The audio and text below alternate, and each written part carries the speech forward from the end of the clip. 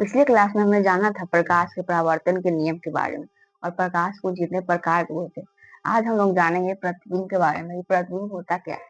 तो प्रतिबिंब यदि कोई बिंदु स्रोत से प्रकाश की किरणें जब गमन करती है और किसी वस्तु से परावर्तित होकर वास्तव में मिलती है या मिलती हुई प्रतीत होती है तो इसे प्रतिबिंब कहते हैं। जैसे कि वहां से लाइट आ रहा है और फिर मुझसे टकराकर और वो किसी समतल दर्पण में अगर मिलती हुई प्रतीत हुई तो मेरा वास्तविक प्रतिबिंब बनेगा और नहीं बनेगा तो आभासी प्रतिबिंब। ऐसे प्रतिबिंब बिंदु स्रोत से जब जैसे ये बिंदु स्रोत है, पहले हम जान लेते हैं दर्पण कितने प्रकार के होते हैं।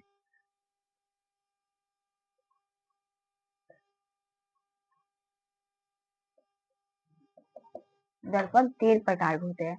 पहला दर्पण है समतल दर्पण,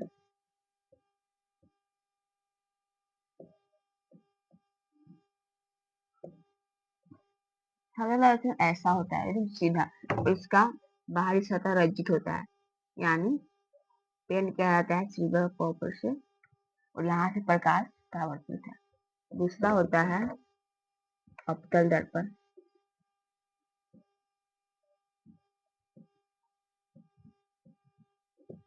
अवतल दर्पण का परावर्तक सतह धंसा हुआ होता है ऐसे तथा इसका बाहरी सतह रंजित होता है।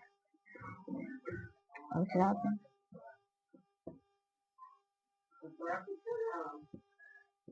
उत्तल दर्पण।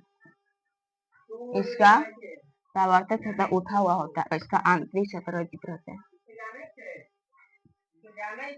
समतल दर्पण जैसे कि ये चम्मच का जो धंसा हुआ भाग है वह अवतल दर्पण की तरह कार्य करता है और ये उठा हुआ भाग है ये उत्तल दर्पण की तरह कार्य करता है। जैसे भी प्रकाश स्रोत आ रहा है और मुझसे टकरा कर जब इससे पड़ेगा तो वो प्रकाश की किरणें जो आपस में वास्तविक में मिलेगी तो मेरा वास्तविक प्रतिबिंब बनेगा। जैसे कि यह समतल दर्पण, यहाँ से प्रकाश की किरणें आती है तो ये कभी भी दोनों आपस में मिलेगी, कभी भी नहीं, तो इसमें आभासी प्रतिबिंब बनेगा। जैसे कि यहाँ पर मिलती हुई प्रतीत होती है, जब बिंदु स्रोत आपस में मिलती नहीं होती है और मिलती हुई प्रतीत होती है तब उस केस में आभासी प्रतिबिंब बनता है। अब यह है अवतल दर्पण।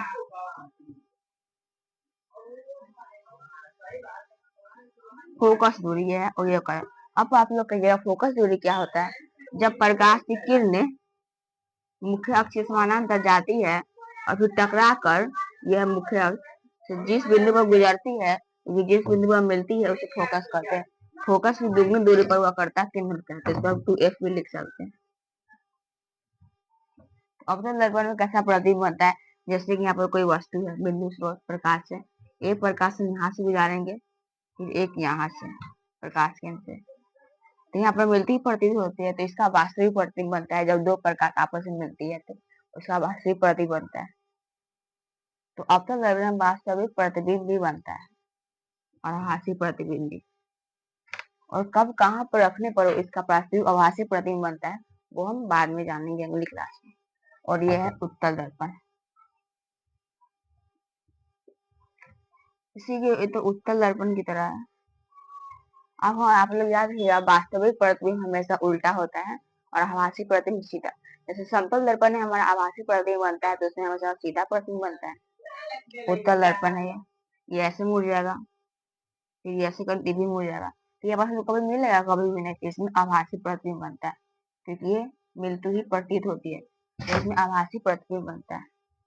जैसे कि ये चम्मच है तो ये अवतल दर्पण की तरह कार्य करता है तो इसमें मेरा उल्टा प्रतिबिंब बन रहा है। आप लोग देख सकते हैं सब में से उल्टा प्रतिबिंब बनता है और इसमें सीधा प्रतिबिंब बन रहा है मेरा, क्योंकि ये इसमें प्रकाश की किरणें है जो आपस में मिलती नहीं है, मिलती हुई प्रतीत होती है। तो ये है दर्पण के प्रकार कि समतल दर्पण में कैसा प्रतिबिंब बनता है, अवतल दर्पण क्या है, उत्तल दर्पण क्या है।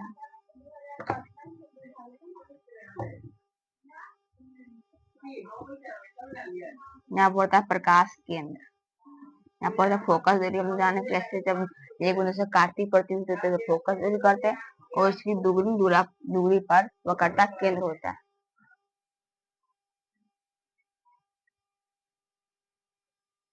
आज के लिए इतना ही और हम लोग कल जानेंगे अवतल उत्तल दर्पण में किस स्थान पर रखने पर वास्तविक इसका प्रतिबिंब बनता है और कैसे आभासी प्रतिबिंब बनता है। तो आज के लिए इतना है।